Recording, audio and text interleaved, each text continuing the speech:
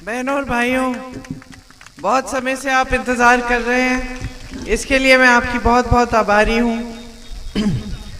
आपके साथ बहुत गहरा और पुराना रिश्ता है।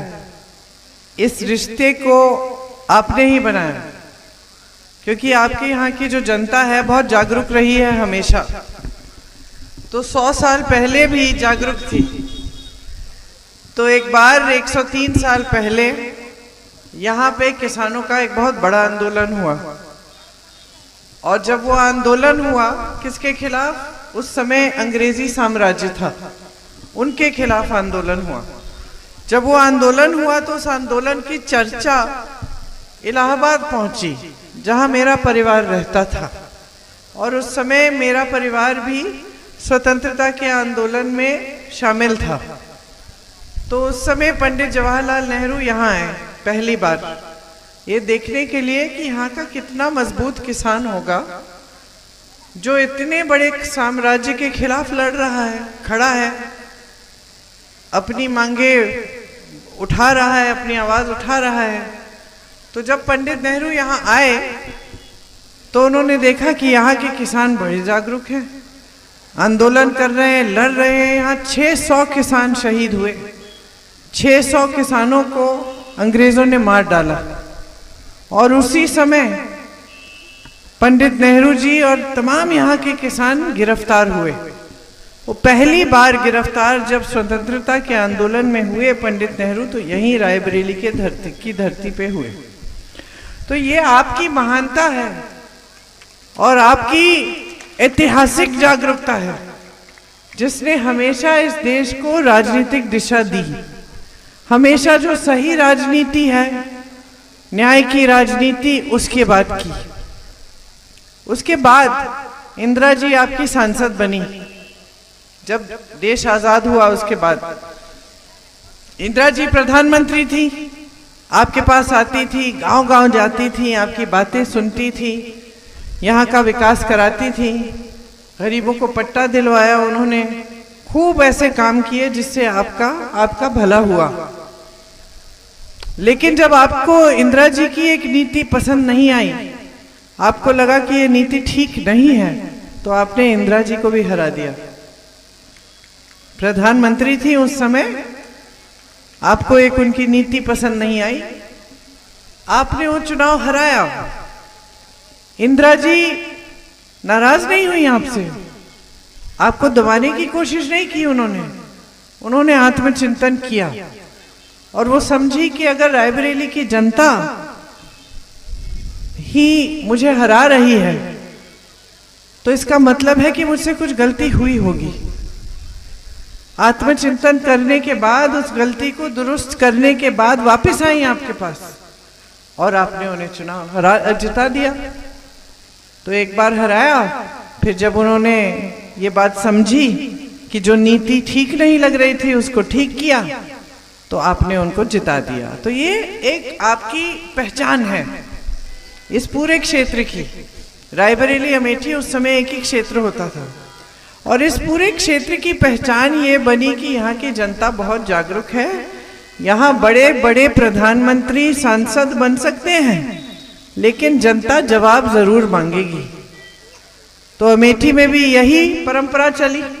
मेरे पिताजी वहाँ के सांसद थे, मैं उनके साथ जाती थी, डांट खाते थे महिलाओं से, गांव में जाते थे तो, कि ये बिजली का खंभा आपने लगा दिया, इस पे आपने तार नहीं खींचा। सवाल उठाती थी जनता कि आपको तो हमने कहा था हमें सड़क चाहिए, आपने सड़क बनवा दी, कच्ची है, इसे पक्का कराओ। तो मैं पूछती थी पिताजी को कि डांट खा रहे हैं, आपको बुरा नहीं लग रहा? तो कहते थे बिल्कुल नहीं लग रहा, जनता जागरूक है, ये तो अच्छा है, हमारा देश लोकतंत्र है। हमारे देश में जितने सवाल जनता उठाए, जितना अपनी आवाज उठाए, उतना अच्छा है। मैं प्रधानमंत्री हूं तो जनता का सेवक हूं, जनता डांटे तो मुझे अच्छा लगता है, ये बात करते थे वो। तो फिर वो प्रधानमंत्री थे तो पंचायती राज लागू किया उन्होंने। उनकी क्या विचारधारा थी कि जो गांव में विकास होता है उसके लिए राशि उस समय केंद्र भेजती थी, लेकिन गांव में नहीं भेजती थी। वो डीएम के जरिए होती थी या फिर प्रदेश सरकार के जरिए होती थी। पिताजी ने कहा कि हम प्रधानों को सीधा हम राशि भेजेंगे केंद्र से, ताकि पूरी जो गांव की विकास की राशि है वो प्रधान के पास आ जाए। प्रधान को स्वतंत्रता मिलेगी कि प्रधान तय करे ये राशि कहाँ पे खर्चनी है, किस तरह से विकास का काम करना है, क्या करना है, क्योंकि वो गांव में ही रहते हैं तो उनको ही मालूम होगा कि कहाँ पे ट्यूबवेल लगाना है, कहाँ पे टूटी लगानी है, कहाँ पे सड़क खराब है उसकी मरम्मत करनी है। तो ये सब बातें प्रधान को मालूम होती हैं, गांव वालों से पूछ लेंगे और ये आसानी से विकास हो जाएगा। तो कांग्रेस की विचारधारा हमेशा यही रही कि जनता के हाथों को मजबूत करें, आपकी शक्ति वापस आपके हाथों में दे, और जो देश की राशि है, देश की संपत्ति है, वो भी आपके हाथों में आए। इसीलिए कांग्रेस ने मनरेगा भी शुरू किया। 100 दिन का जो आपको रोजगार गांव में मिलता है, और मनरेगा में खूब पैसे डाले उस समय, ताकि सबको जो 100 दिन की मजदूरी है वो मिल जाती थी। अब हमारी नीतियां जो हैं वो भाजपा की नीतियों से बहुत अलग है, और हमारे नेता, उनका आचरण, उनकी जो विचारधारा है वो भी भाजपा के नेताओं, उनके व्यवहार और उनकी विचारधारा से अलग है। तो हम चाहते थे कि गांव मजबूत बने, हम चाहते थे कि देशवासी को अपने हाथों में हम शक्ति दें, पैसा दें, ताकि आप खुद विकसित हों। तो हमारे कार्यकाल में, मेरी माताजी के कार्यकाल में, इंदिरा जी के कार्यकाल में यहाँ तमाम ऐसे काम हुए। ITI आया, FDDI आया, NTPC आया, एम्स आया, बड़े बड़े हाईवे खुले, ये जो सड़कें हैं जो आपको जोड़ती हैं पूरे देश से, ये बनाए गए। गांव में विकास हुआ, आवास दिए गए बहुत लोगों को, जो गरीब जनता थी उन्हें आवास दिए, पानी का इंतजाम किया, सिंचाई की सुविधा बनी, इंदिरा कनाल बनी। ये तमाम ऐसी चीजें हुई यहाँ जिससे पूरे क्षेत्र का विकास हो रहा था। भाजपा की जो विचारधारा है वो है कि सारी सत्ता, सारी देश की संपत्ति का केंद्रीकरण, मतलब कि आज का प्रधान भी स्वतंत्र नहीं है। यहाँ के जो भाजपा के प्रत्याशी हैं, प्रधानों को प्रताड़ित कर रहे हैं, उनको दबाते हैं, उनको धमकाते हैं। प्रधान अगर चाहे कि आपके गांव में कुछ सुविधा उनको देनी है, तो स्वतंत्रता से ये नहीं तय कर सकते कि हमें यहाँ पे कुछ काम कराना है। यहाँ के जो भाजपा प्रत्याशी और उनके 5 भाई हैं, उनको प्रताड़ित करके, डरा के, धमका के वही काम कराना चाहेंगे जो उनको करना है और जहां उनको कराना है। इसी तरह से कोटेदारों को भी दबा के रखा है। यहाँ के कोटेदार को, यूपी में कोटेदार को 90 रुपए मिलते हैं तकरीबन। इतना कम है आज, 90 रुपए से क्या खरीदेंगे बहन? कुछ मिलेगा नहीं। अलग अलग प्रदेशों में 200 रुपए कम से कम मिल जाते हैं। यहाँ के कोटेदार को वैसे भी बहुत कम पैसे मिलते हैं, ऊपर से इन पे दबाव है, अधिकारियों का दबाव है। कभी कभी अधिकारी भी थोड़े पैसे ले लेता है और 90 रुपए में से 90 के 75 कर लेता है। ऊपर से ये प्रत्याशी और इनके 5 भाई जो सबको बस तंग कर रहे हैं, जमीनें छीन रहे हैं, आतंकित कर रहे हैं पूरे क्षेत्र को। और जो भाजपा की विचारधारा है वो कांग्रेस से अलग कैसी है, मैं आपको बताना चाहती हूँ। आज आपको 5 किलो राशन मिल रहा है, मोदी जी की फोटो लगती है उस पे, और जनधन की राशि उन्होंने कहा है कि वो आपको थोड़ा थोड़ा पैसा देते रहते हैं। अब कब वो पैसा, कभी कभी ज्यादातर चुनाव से पहले आता है, ठीक है, थोड़ा सा आ जाता है, 1000 रुपए आ गए, 1500 रुपए आ गए, तो आपको लगता है कि ठीक है, हमारे लिए सरकार कुछ कर रही है। सच्चाई क्या है? सच्चाई ये है कि कांग्रेस की सरकार भोजन का अधिकार लाई।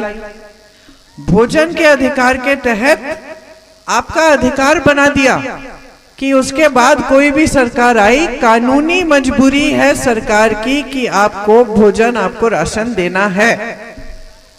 समझे आप? तो मोदी जी जो पूरे देश भर में फैला रहे हैं कि आप पे बहुत एहसान कर दिया ये बोरा पकड़ा कर, असलियत ये है कि वो कानून से मजबूर हैं, देना ही है। क्योंकि कांग्रेस ने ये बहुत पहले आपका अधिकार बना दिया था। आपको कुछ बात बताऊं, जहां छत्तीसगढ़ में कांग्रेस की सरकार थी वहां भी हम राशन देते थे। कितना देते थे? 35 किलो। 35 किलो। और जब भाजपा की सरकार आई वहां अभी कुछ महीने पहले घटा के 5 किलो कर दिया। ये उनकी नीतियां हैं।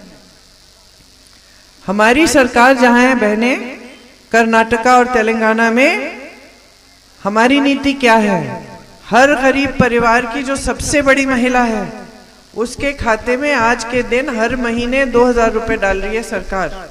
सिर्फ चुनाव के पहले जनधन राशि नहीं दे रही है, हर महीने 2000 रुपए हर गरीब परिवार की सबसे बड़ी महिला के खाते में जा रहे हैं। और हमने कहा है, गारंटी दे रहे हैं, हम कह रहे हैं कि अगर हमारी केंद्र में सरकार आएगी तो देश भर में गरीब परिवारों की जो सबसे बड़ी महिला है उसके खाते में हर महीने हम 8500 रुपए डलवाएंगे। 1 लाख में हर गरीब परिवार की सबसे बड़ी महिला को 1 साल में 1 लाख रुपए मिलेंगे सरकार से। ये हमारी नीति है। मोदी जी की नीति है कि आपको राशन पकड़ा दिया, आपको कह दिया कि आप पर एहसान कर रहे हैं, आपके लिए और कुछ नहीं किया। आपको अपने पैरों पे खड़े होने के लिए कोई नीति नहीं बनाई। ऊपर से आपसे इसके नाम पर, राम के नाम पर वोट मांगते हैं, धर्म के नाम पर वोट मांगते हैं, आपके लिए काम करके नहीं दिखाते। आपने जो राजनीतिक परंपरा यहां स्थापित की वो क्या थी कि इंदिरा गांधी आ सकती थी आपके सामने, लेकिन वो आपके प्रति जवाबदेही थी। आज मोदी जी की सरकार, मोदी जी की नीतियां, मोदी जी के नेता आपके प्रति जवाबदेही नहीं है। आज मोदी जी की हर नीति बन रही है बड़े बड़े खरबपतियों के लिए। आप कहेंगे कैसे? मैं बताती हूं। देश के बंदरगाह, हवाई अड्डे, देश का पेट, देश का पावर, देश की बिजली, देश के बड़े बड़े सड़कों के ठेके, सब देश के बड़े बड़े कारखाने, जो सरकारी कारखाने थे उनकी सब्सिडीज सब अपने 22 बड़े बड़े खरबपति मित्रों को दे चुके हैं। सारी संपत्ति उनके हाथों में है आज। उन कारखानों से, उन सेक्टरों से आपको रोजगार मिलता था। मोदी जी ने अपने कार्यकाल में 16 लाख करोड़ रुपए कर्ज माफ किए हैं बड़े खरबपतियों के। अब आप बताइए, खरबपति जिसके पास खरबों रुपए हैं, हजारों करोड़ रुपए हैं, वो कर्ज क्यों उठाता है? अपनी बेटी की शादी के लिए? नहीं। खेती में नुकसान हो गया उसके लिए? नहीं। कोई बड़ी जरूरत हो गई, किसी का इलाज करना है उसके लिए? वो कर्ज इसलिए लेता है कि ताकि जो इनके 1000 करोड़ रुपए हैं वो 10,000 करोड़ रुपए बन जाएं। अपना बिजनेस को, अपने बिजनेस की प्रगति करने के लिए लेता है। देश का किसान कब लेता है कर्ज? जब बेटी की शादी करनी पड़ती है, जब बच्चे की ट्यूशन की फीस देनी पड़ती है, जब खेती खराब हो जाती है, उपज के लिए सही दाम नहीं मिलता है और उसको नई उपज उगानी है, नहीं तो बच्चों के पेट नहीं भरेंगे, जब किसी को कैंसर हो जाता है उसका ट्रीटमेंट कराना है, तब कर्ज लेता है। और मोदी जी की ये नीति है कि 16 लाख करोड़ रुपए ये कर्ज माफ कर रहे हैं बड़े खरबपतियों के, लेकिन इस देश के किसान का एक कर्ज माफ करते नहीं है। एक कर्ज माफ नहीं किया। कांग्रेस पार्टी कहती है हम कर्ज माफ करना चाहते हैं, मोदी जी कहते हैं देश में पैसे नहीं है, ये लोग झूठ बोल रहे हैं। तो अगर देश में पैसे नहीं हैं तो आप 16 लाख करोड़ रुपए खरबपतियों के कैसे माफ कर रहे हैं? गन्ने का किसान का बकाया था 2 साल पहले 15,000 करोड़ रुपए, पूरे देश के गन्ना किसान का बकाया। मोदी जी ने वो बकाया दिया? नहीं। क्या किया? अपने लिए 2 हवाई जहाज खरीदे बहन जी। 16,000 करोड़ रुपए के 2 हवाई जहाज, जितना बकाया था उससे ज्यादा। उन हवाई जहाजों में घूम रहे हैं अमेरिका, जापान, अफ्रीका, इधर उधर सब जगह। और यहाँ का किसान आत्महत्या कर रहा है क्योंकि उसका बकाया नहीं मिला। यहाँ का किसान 1 लाख रुपए का कर्ज लेता है, आत्महत्या करता है क्योंकि चुका नहीं पाता। और मोदी जी कुछ नहीं कहते। ये इनकी नीतियां हैं। आज बेरोजगारी चरम पे है। 45 सालों में इतनी बेरोजगारी नहीं हुई जितनी आज है। सोच लीजिए 70 करोड़ नौजवान हैं जो बेरोजगार हैं। मोदी जी कैसी नीति लाते हैं? अग्निवीर। अग्निवीर क्या है कि जो सेना में भर्ती होती है वो अब 4 साल 5 साल की भर्ती होगी। आप सेना में भर्ती हो जाओगे, घर वापस आ जाओगे 4-5 साल के बाद, फिर से रोजगार ढूंढना शुरू करेंगे। ये नीति है मोदी जी की। तमाम सरकारी कर्मचारी हैं, सारे जितने भी हैं, पुलिस वाले जितने भी हैं, उनको पुराना पेंशन मिलता था। आज क्या मिलता है? आज जहां जहां कांग्रेस के प्रदेश है पुराना पेंशन मिल रहा है। मोदी जी से पूछिए, कहते हैं पैसे ही नहीं है। तो मोदी जी जब कहते हैं कि 70 सालों में कांग्रेस ने कुछ नहीं किया, हमने जो 10 सालों में किया है वो कांग्रेस ने 70 सालों में नहीं किया, तो मैं क्या कहूं कि वैसे सही बात कर रहे हैं। क्यों? क्योंकि 10 सालों में इन्होंने इतनी बेरोजगारी बढ़ा दी है कि कांग्रेस 70 सालों के राज में इतनी बेरोजगारी नहीं थी। और क्या किया मोदी जी ने? महंगाई इतनी बढ़ा दी कि इन 70 सालों में इतनी महंगाई कभी नहीं रही। मोदी जी ने क्या किया? कांग्रेस ने सेना को हमेशा मजबूत किया, सेना को दुर्बल करने का काम किया अग्निवीर लाके मोदी जी ने।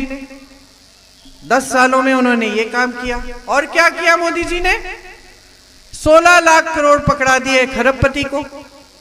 और जितना भी काम कांग्रेस पार्टी ने किया था, जितनी भी बड़ी संस्थाएं आपके लिए खड़ी की थी, सारी बड़े खरबपतियों को दे दी। ये सच है कि 70 सालों में कांग्रेस ने ऐसा काम नहीं किया।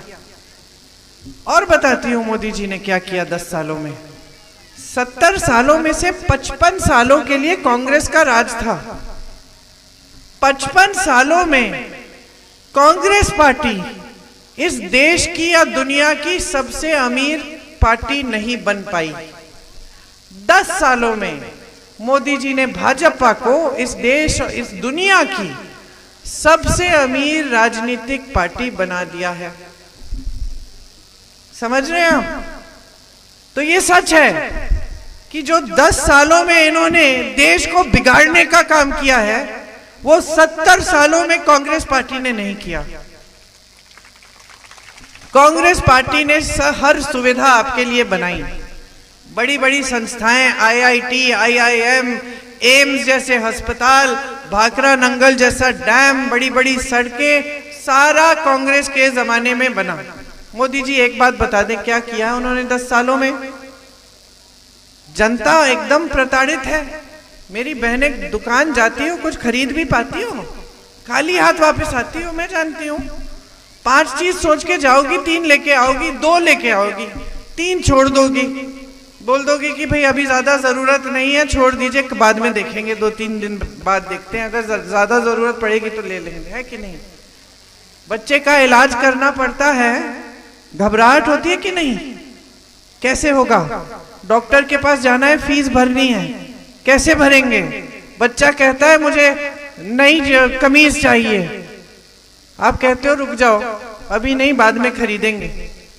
त्योहार आता है, घर की लिपाई पुताई करनी है, कुछ खरीदना है घर के लिए, मेहमान आएंगे, खाना बनाना है, नई धोती खरीदनी है, खरीद पाते हो? घबराहट होती है कि त्योहार आ रहा है। त्योहार तो खुशी का मौका होता है।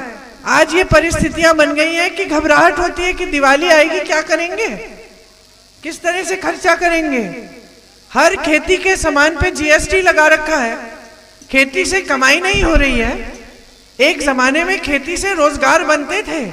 मोदी जी के जमाने में GST भरते भरते पेट्रोल डीजल की के दाम इतने बढ़ गए हैं, आप जीएसटी भर रहे हो हर खेती के सामान पे, आपको खाद नहीं मिल रहा है, उपज का दाम नहीं मिल रहा है, आप कमा ही नहीं पा रहे हो, कर्ज में डूब रहे हो। और मोदी जी के जमाने में आप मेहनत करके बच्चों को पढ़ा रहे हो, लिखा रहे हो, रोजगार नहीं मिल रहा, पेपर लीक हो रहा है, घोटाला हो रहा है, वो भी नहीं हुआ। अगर पास भी हो गया बच्चा, नियुक्ति भी हो गई, फिर भी मतलब सूची में नाम भी आ गया, फिर भी नियुक्ति नहीं होगी, फिर भी नौकरी नहीं मिलेगी।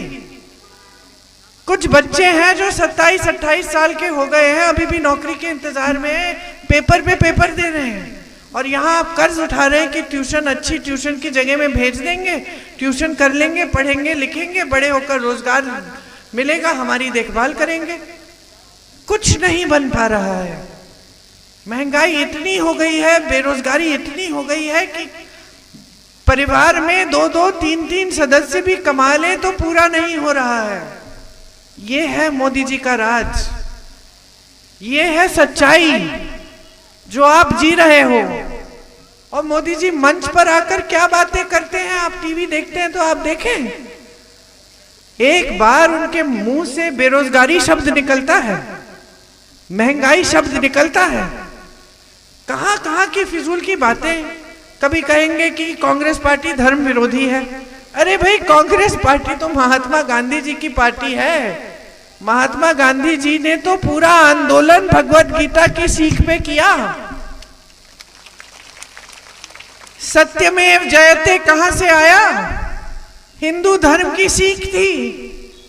सारे नेताओं ने आंदोलन किया, विश्व में प्रसिद्ध हुआ आंदोलन कि ये पहला ऐसा आंदोलन है जहां हिंसा का इस्तेमाल नहीं हुआ। इतने बड़े साम्राज्य को झुका दिया। और क्या निकला उनके मुंह से जिस दिन गांधी जी को मार डाला? हे राम। गांधी जी ने मरते दम तक हे राम, हे राम, हे राम कहा। हम सब गांधी जी के शिष्य हैं, हम सब गांधी जी के पथ पे चलते हैं। हमें धर्म विरोधी बना दिया आपने। और आप धर्म का इस्तेमाल करते हैं लोगों को गुमराह करने के लिए, समाज में नफरत फैलाने के लिए और वोट लेने के लिए। और आप अपने आप को धार्मिक कहते हैं। किस लिहाज से बन गए आप धार्मिक? बड़े बड़े प्रधानमंत्री आपके सांसद रहे, कभी आपसे ये बात कही कि भगवान के नाम पर हमें वोट दो? कभी नहीं कही। यही कहा कि हम भगवान को मानते हैं, पूरी श्रद्धा है भगवान के लिए, हमारा सारा काम, हमारा सारा जीवन भगवान को समर्पित है, हम सेवा करते हैं जनता के लिए, तो वो भगवान की सेवा है। यही कहा कि अपना वोट जागरूकता से दो, अपने लिए दो, जो काम करता है काम के नाम पे दो। बड़े बड़े प्रधानमंत्री आए। मैंने अपने पिताजी से एक बार पूछा, पिताजी प्रचार करने जा रही हूं आपके लिए, अमेठी भेजते थे मुझे प्रचार के लिए, क्या बोलूं? पिताजी ने कहा, बेटा जनता को बताओ कि हमने क्या क्या किया है। हमने BHEL खोला है, HAL खोला है, सड़कें बनाई हैं, और जनता को समझाओ कि अगर हमें फिर से सत्ता देंगे तो हम इस काम को आगे बढ़ाएंगे, हम उनका विकास करेंगे। जितने भी प्रधानमंत्री रहे हैं आज तक, उन सब ने आपसे, भाजपा के भी जो रहे हैं, वाजपेयी जी भी रहे, उन सब ने आपसे काम के आधार पर वोट मांगा। ये पहले प्रधानमंत्री हैं जो कहते हैं भगवान के नाम पर वोट डालो और काम के बारे में जनता ना पूछे तो अच्छा है। क्योंकि कह नहीं पा रहे हैं, कि क्या किया है आपने 10 सालों में। बेरोजगारी बढ़ा दी है, महंगाई बढ़ा दी है, क्या विकास का काम किया है? अपने बड़े बड़े खरबपति मित्रों को विकसित कर दिया है। और जनता रहे गरीबी की खाई में, जबकि सारी संपत्ति जनता की है। इस देश में इंदिरा जी ने बैंकों का राष्ट्रीयकरण किया। इसका मतलब क्या था? निजी बैंक होते थे, आपको बैंक खोलना था, आप बैंक खोल लेते थे, लोग बैंक में पैसे जमा कर लेते थे, आप उस पैसों का कहीं भी इस्तेमाल कर सकते थे। इंदिरा जी ने राष्ट्रीयकरण किया, कि सारे बैंक सरकार के होंगे। मतलब जो जनता पैसे इकट्ठे करेगी उन पैसों पर सरकार का अधिकार होगा कि सरकार जनता के विकास के लिए खर्चेगी और कहां कैसे खर्चे जाएंगे वो सरकार तय करेगी जनता के लिए। आज क्या हो रहा है, वही सरकारी बैंक बड़े बड़े खरबपतियों के लाखों करोड़ रुपए माफ कर रही है। वो कर्ज ले रहे हैं सरकारी बैंकों से, आप अपनी बचत डाल रहे हैं, वो कर्ज ले रहे हैं, उनके कर्ज माफ, और आपका क्या होगा? कुछ नहीं। ये आप अपने जीवन में देख रहे हैं। आपको टीवी पे दिखाया जा रहा है कि भगवान जाने कितनी तरक्की हो गई है, देश कितना आगे बढ़ गया है, मोदी जी जैसे सक्षम नेता नहीं रहे। और सच्चाई आपके जीवन में, अरे देशवासी तो आप हैं, 140 करोड़ थोड़ी खरबपति हैं। 140 करोड़ जनता तो आपकी तरह है, किसान है, मजदूर है, महिला है, काम कर रही है अपने घर में, खेती में। तो आपके जीवन में ये तरक्की क्यों नहीं उतर रही है? अगर इतनी तरक्की हुई है, क्योंकि है ही नहीं, तरक्की सिर्फ बड़े बड़े खरबपतियों की हुई है।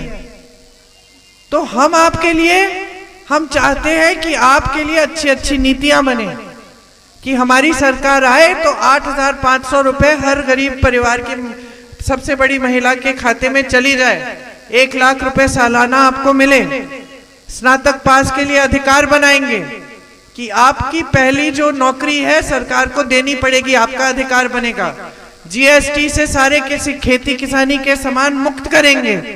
ये सब नीतियां हम आपकी भलाई के लिए लाना चाहते हैं, क्योंकि हम देख रहे हैं कि अन्याय हो रहा है, हम देख रहे हैं कि लोकतंत्र को दुर्बल बनाया जा रहा है, जनता के अधिकार घट रहे हैं, कम हो रहे हैं, कमजोर हो रहे हैं, और बड़े बड़े लोगों के लिए सब कुछ तय हो रहा है।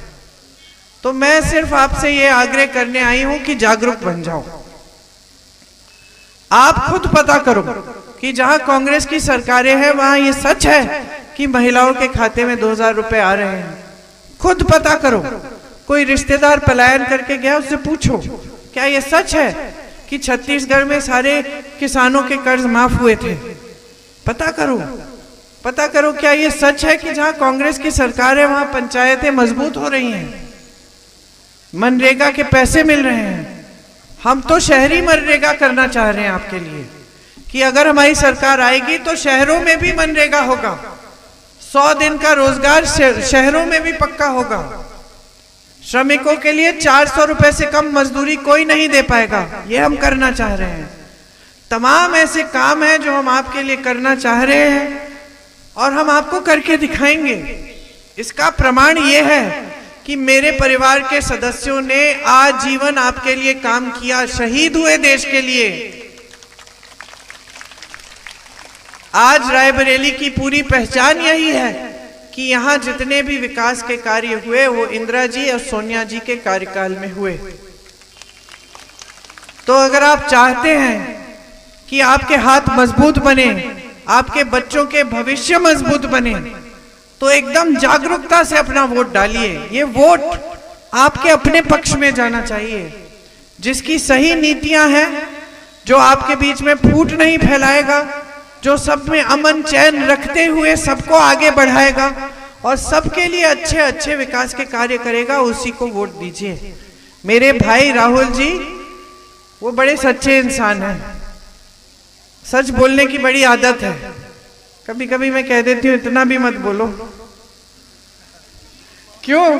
क्योंकि मेरा मुंह देखते ही कह देते मोटी हो रही है। तो मैं कहती हूँ मुझे एक आध झूठ तो बोल दो कि मैं अच्छी लग रही हूँ, क्या जरूरत है बोलने की मोटी हो रही हूँ। मजाक कर रही हूँ, लेकिन उनको आदत है सच बोलने की। वो कभी आपके सामने आकर आपको झूठा वादा नहीं करने वाले, ये मैं आपको बता देती हूँ। अगर आपकी कोई मांग है जो पूरी नहीं कर सकते, वो आपके मुंह पे बोल देंगे कि ये सड़क यहाँ पे नहीं बनेगी लेकिन वहां पे इस तरह से हम बना सकते हैं, सच बोलेंगे। और दूसरी खासियत उनकी ये है कि अन्याय नहीं सह सकते। वो देखते हैं कि किसी पे अन्याय हो रहा है तो एकदम भड़क जाते हैं, लड़ लेते हैं न्याय के लिए। और उनकी पूरी जो उनका जो पूरा राजनीतिक जीवन रहा है, पूरी राजनीतिक विचारधारा और लड़ाई रही है, वो अन्याय के खिलाफ रही है। तो वो आज भी न्याय के लिए लड़ रहे हैं, आज भी आपकी आवाज उठा रहे हैं। उन पे तमाम कष्ट लाए मोदी जी, उनको संसद से निकाल दिया, उनको घर से निकाल दिया, उन पे तमाम केस लगा दिए। एक गुजरात में लगाया, एक बिहार में लगाया, एक महाराष्ट्र में लगाया, 6-7 ऐसे केस डाल दिए। क्यों? ताकि आपको वहां कचहरी में जाना पड़े, एक दिन वहां जवाब देना पड़े तो कहीं और देना पड़े, इससे सिर्फ प्रताड़ित करने के लिए। पूरे परिवार को ऐसी ऐसी बढ़िया बढ़िया गालियां दी। इंदिरा जी को कहते हैं देशद्रोही है, मोदी जी कहते हैं। इंदिरा जी जो शहीद हुए देश के लिए, जिन्होंने पाकिस्तान के 2 टुकड़े किए, उनको मोदी जी देशद्रोही का दर्जा दे रहे हैं आज। राजीव गांधी शहीद हुए आपके लिए, उनका खून इस धरती में है, मोदी जी उनको देशद्रोही कहते हैं। मैंने आपको समझाया कि किस तरह से कांग्रेस पार्टी ने स्वतंत्रता का आंदोलन किया। अपने हिंदू धर्म पर ही आधारित था वो आंदोलन, और वो कहते हैं कि कांग्रेस पार्टी हिंदू विरोधी है। तो या तो आप इनके झूठों को माने, या फिर आप सच्चाई देखें कि आपके जीवन में क्या सच्चाई है और देश की राजनीति में क्या सच्चाई है। मेरे भाई हमेशा आपके प्रति सच्चे ही रहेंगे और आपके लिए दिन रात काम करके दिखाएंगे।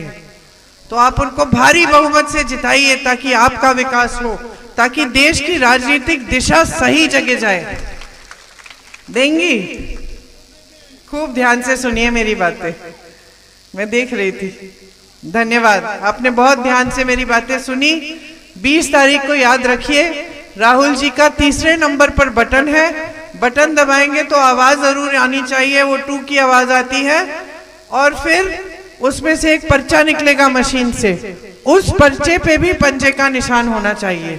अगर पर्चे पे आपको दिखा कि पंजा नहीं है, कमल है या कुछ और है, तो आप कांग्रेस के कार्यकर्ताओं को जरूर बताइएगा जो बूथ के बाहर रहते हैं। आपको बहुत बहुत धन्यवाद, आपने बहुत प्रेम से मेरा स्वागत किया, मेरा इंतजार किया, और आप मेरे भाई को भारी बहुमत से जिताएंगे तो फिर आएंगे, हम दोनों आपके लिए काम करेंगे। जय हिंद।